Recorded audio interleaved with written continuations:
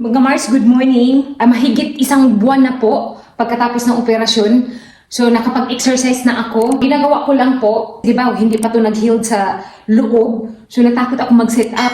Ito na po pala yung aking sugat, oh. Dito sa pusod ba? Ayan, yan ang tahi, oh. Extend yung butas ng aking pusod. Dito sa itaas, parang nag-keloid. Lalagyan ko to ng ointment para sa scars. Ang dito, okay na siya, pero naramdaman ko pa minsan, biglang kumikirot. Yung sa exercise ko pala, gumagamit din ako ng dumbbells. 1 kg, so di bali 2 kg. Magaan lang ba? Mga exercise ko palang ginagawa, squat lang muna, at saka dito sa braso. Yan. At saka yung sa back.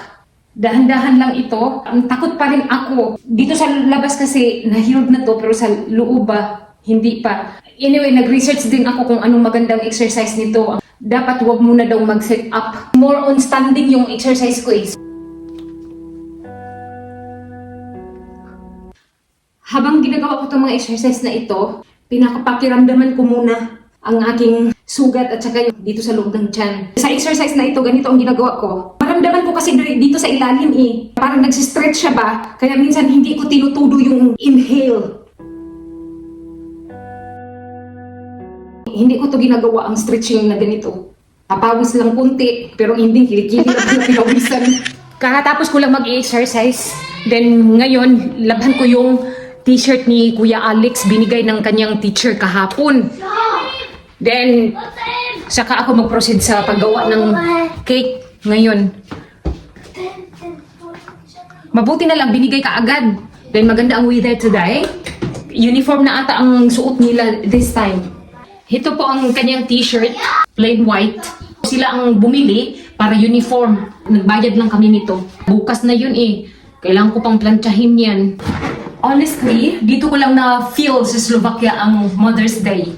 Sa Pilipinas, hindi ko talaga maalala yan. Yung ibang pamilya lang ang nagsiselebrate ng Mother's Day, di ba? Mommy, where is that Billy change for? Yun. You just wrapped the Billy. Ay, Toto. Sus, Diyos ko, t-shirt pala yung tinanong ni Kuya Alex. This is mine? Ano? Are you sure? Ako pamilya ng hindi sure. Ha? I'll try it. Gusto daw niya itry yung kanyang dinosaur na sweater. Bebe. Kapag mga ganito ang makikita ni Philip, It's nice. gusto niya isuot ka agad. Dito na naman tayo sa room para itry niya itong trouser. Pasensyahan niyo na yan siya. Gusto kasi daw niya maging vlogger. Ito pala ang mga trouser ni Kuya Alex, pero hindi ko alam kung magkasya to sa kanya dahil tumataba siya, purya-buyag. You need to try. Kailangan i-prepare ko na lahat para hindi na kami magkandara pa bukas. Ang pangit ang mga trouser na ito. Uy, skinny jean. Masakit pa naman ang paa ni Kuya Alex. Kasi maliit. Ano ba yun? Ay, nako, sana magkasya na ito. Ito, magkasya, Kuya. See, Ito naman, medyo makapal. Pang winter to eh. Na-try ko sa kanya yung winter. Ano, itong medyo makapal na trouser. Magkasya sa kanya. Tapos, do you like this? Pero mas gusto niya ito. Masyadong maluwag. Tama lang dito, oh. Final na daw ito. Dark blue naman, no? Sa tingin ko, black. So, thank you, Lord. May napili na kami. Kailangan ko palang i-massage ulit. Yung masakit daw sa paa niya. Diyos ko, Lord.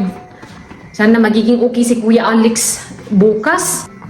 Ano kayong nangyari sa kanya? Ito yung paa na club foot. Parang wala siyang buto na flap dito banda ba? Compared dito sa kabila.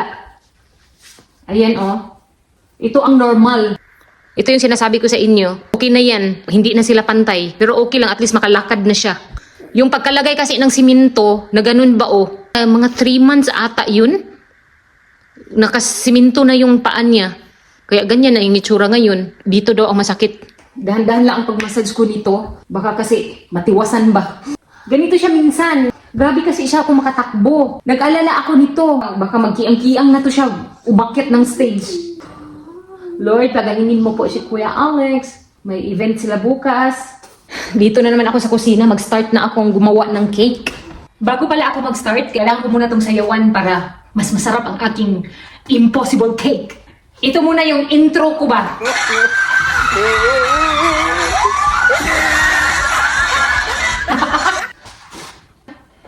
Ay, isuot ko lang tong aking uniform. Tapos, maglagay din ako ng muna sa kamay ba? Yeah. Parang totoo lang na chef. Tapos ang ending pa pala, unang pagkakataon ko tong mag-bake ng impossible cake. Excited na may halong kaba. Hindi naman talaga to party. Pero gagawin ko to dahil may balak ako na ito din ang aking i-bake sa aking 40th birthday. Malapit na po yun. Next month, gagawin ko ito kung masarap ito. Kaya kailangan gawin ko ito. Wala man akong bisita, kami lang naman ang kakain nito. Last time, nakagawa ako nito, yung caramel pudding. Parang hindi nagustuhan ni Vladimir. Ito lang muna ang una kong ihalo para malaman ko ba kung ano ba talaga sa baking tray ko ba. Kasi nalilito ako kung ito ba or ito medyo malaki. Kung palpak ito, may plan B ako. Itapon sa basurahan. Anyway, gagawin ko to na kailangan maging perfect. Ano kaya ang magiging lasa nito? Hala. O, sa cheese pa lang, mali na. Dapat pala, room temperature ito. Palpak na. Caramelized sugar. Gagawa muna ako nito. Gawin ko lang tong 1/2 ang sugar. Medyo malaki tong aking baking tray. Lagyan daw ng isang kutsarang tubig. Ito para mag-moist. Try ko tong gamitan ng hindi malamig na gatas. Okay lang. Dapat pala hindi malamig yung gatas.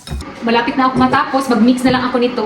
Ito yung dati kong ginagawang moist chocolate cake. Mikos-mikos ko lang to para mas masarap ba. I-mix ko na to for the first time. Good luck to me! Tapos, i-mix daw ito. Hala? Bakit ganito? Ilagay ko na dito sa oven. Tapos lagyan daw ng mainit na tubig. Tingnan po ninyo ang mixture, oh. Naluto na yung cake. Since medyo malaki ito, tatanggalan ko ito ng gilid bago ko ilagay sa fridge. Si Philip at saka Alex, hindi na makapag-antay. Gusto na nilang kumain. Umihingi na sila. Sabi ko sa kanila, dito lang sa gilid. Ahoy, Je! Ako sa dash. Dobre po, Sky. Tinikman na niyo yung cake. Is it yummy, kuya? Ano ko? Na-disappoint ako kasi chip lang ba? Hindi siya visible. Nawala. More on chocolate na. Lagay ko lang to sa fridge. Siguro mga 3 to 4 hours. Mami? Proceed.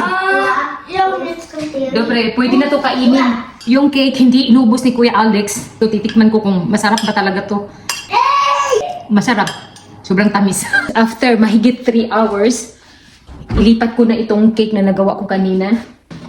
Ano kayang itsura dito? Wala, ba't ayaw matanggal?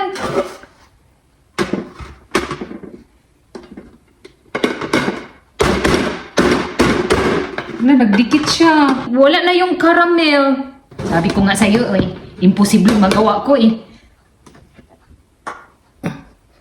Ay, ayaw talaga. Ano ba yan? Ito lang siya. Ipakita ko sa inyo, ha? Ganyan na. Is it okay, Daddy? You want Ashley? I'm okay. Mother's Day. Magsimba po kami. Ako lang at saka si Kuya Alex. Nandito na po kami sa church ng couple na. Magsimba muna kami kasi mamaya na yung final event nila, Kuya Alex.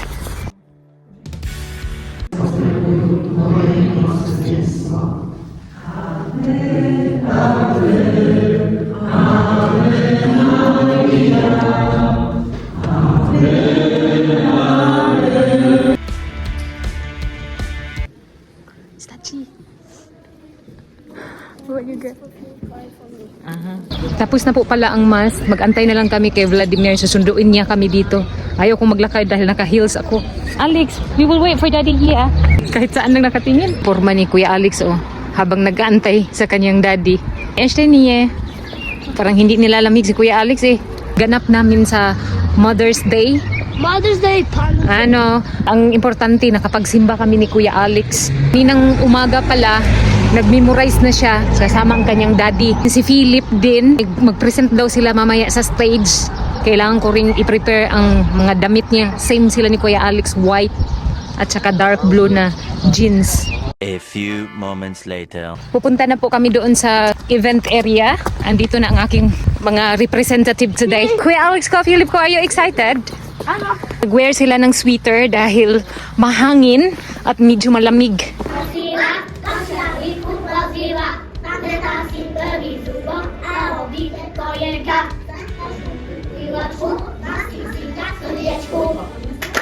Šli hustí dlhým radom, ešte bola hraná rozsa. Čil, jaj, musa bola, spoza humníky vo dvore. Musa behá do pola, šli ste dolu a či hore.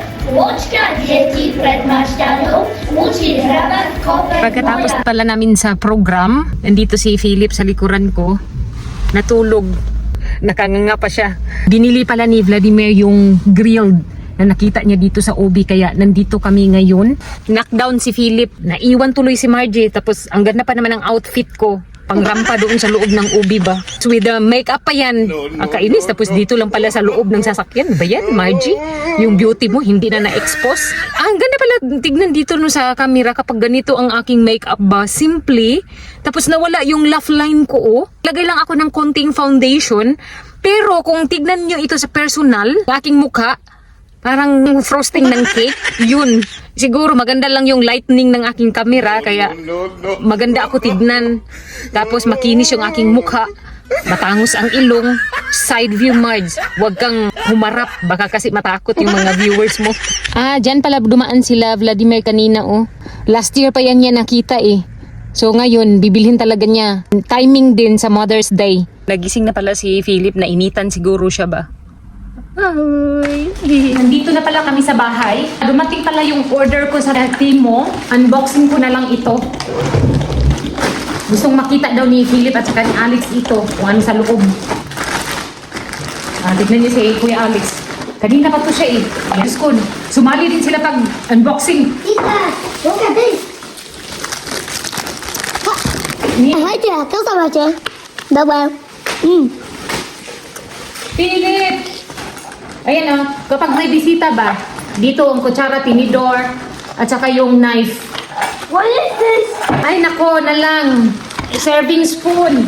Serving spoon! Kasi hindi ko nakikita ito sa Tesco at saka Kaufland. 5 piraso to. Liit pala, akala ko, mahaba. Ba yan? Look at this. Nabudol ako ni Timo. No, Kuya Alex. No, Philip! Ay, nalang, sinira niyo naman ito. Philip! Sewing machine na parang stapler lang ba? Ayan, oh, lalagyanan ba ng kung may party, dito ko ilagay yung mga food. Ano to? Plastic pala? Pero okay na to. Plastic pala to? Ayaw ko na bumili ko yung susunod na budol. Akala ko malaki to. Para sa ano, snacks. Ay, ayaw ko na bumili sa susunod sa online. Ay! Ito, gagamitin ko para sa cake. Yung mag-dripping ba? Ito, pang hulmahan ba? Ayan, oh. Tak. Hala, maliit din pala. Akala ko malaki. Lalagyanan ito ng takip ng kaldero. Tignan ko pala yung size niya. Ganito lang pala. Try ko to, ha? Magluto ba ganyan? Oh. Ay! Ba yan? Magagamit ko ito kapag gagawa ako ng mga cookies. Pabilog ba? Ito lang naman ang binili ko. And then, ito pala galing sa, ito yung binigay ni Kuya Alex sa akin kanina for Mother's Day. At saka, itong flowers, ito galing kay Philip, binigay niya sa akin. Ito naman kay Kuya Alex. Galing to sa school nila. Anyway, happy Mother's Day to all mothers out there. Ito na pala yung na-receive ko sa Mother's Day, ang grilled. Yan pala ang nabayaran ni Vladimir sa grilled. 349.99 euros.